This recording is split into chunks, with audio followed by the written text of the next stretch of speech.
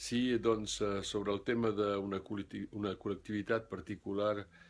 per a un estatut particular pel nostre departament,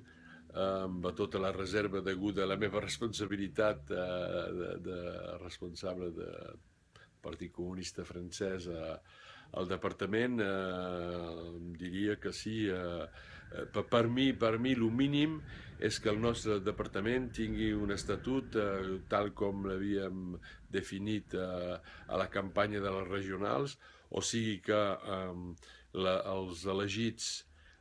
i potser els ciutadans d'aquest departament, els elegits regionals i també els altres, puguin tenir una mena de pressupost,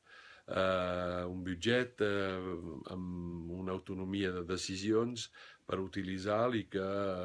les decisions econòmiques, culturals, polítiques que siguin preses per aquest departament ho siguin amb una mena d'assemblea catalana que sigui afegida amb una altra col·lectivitat de tipus regió. Per mi és el mínim avui que es podria fer perquè el nostre departament tingui un estatut particular d'aquest tipus, sense arribar potser encara a lo que hi ha a Còrsega, però tindríem que més aviat caminar, anar en aquest camí. Gràcies.